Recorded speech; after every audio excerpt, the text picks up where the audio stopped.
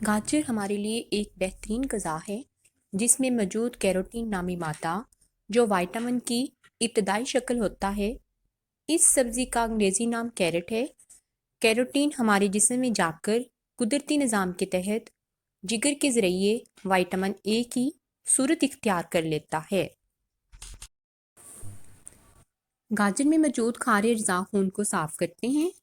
یہ پورے جسم کی نشو و نما کرتے ہیں۔ گاجر بدن میں تیزابیت اور خار کا توازن برقرار رکھنے کا ذریعہ بنتے ہیں۔ گاجر کا جوس انتڑیوں کے کولونج، بڑی آنت کی سوزش، السر اور بد ہضمی کا مؤثر علاج ہے۔ خاص طور پر پیٹ کے کیڑے بچوں کا ایک تکلیف دہ مسئلہ ہے۔ گاجر ہر قسم کے جراثیم، بیکٹیریا وغیرہ کی دشمن ہے۔ یہ بچوں کے پیٹ سے کیڑے خارج کرنے کے لیے بہت مفید ہے۔ یہ دل کی دھڑکن اور جگر کے ورم کو آرام پہنچاتی ہے، دانتوں اور مسوروں کو طاقت فراہم کرتی ہے۔ یہ پیشاب کی جلن کو بھی دور کرتی ہے۔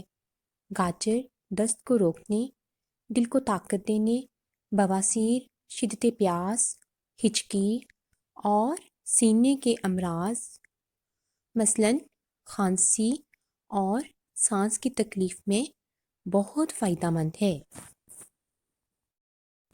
گاجر میں موجود وائٹامن کے اور وائٹامن ڈی کیلشیم کے ساتھ مل کر ہڈیوں کو مضبوط بناتے ہیں۔ گاجر کا روزانہ استعمال خون کی کمی کو دور کرتا ہے۔ گاجر جوڑوں کے درد، گٹھیا اور دیگر بیماریوں کے لیے کھانا مفید ہے۔ گاجر میں تمام سبزیوں اور مہنگے داموں بکنے والے پھلوں سے زیادہ غذائیت ہوتی ہے۔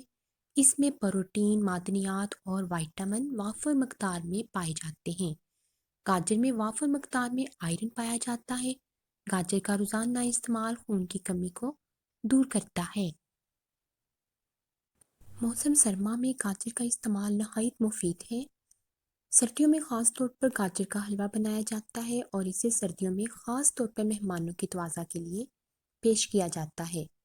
اس کی خاص ڈشز یہ ہیں: گاجر کی کھیر، گاجر کا حلوہ، گاجر کی قلاقند اور گجریلا۔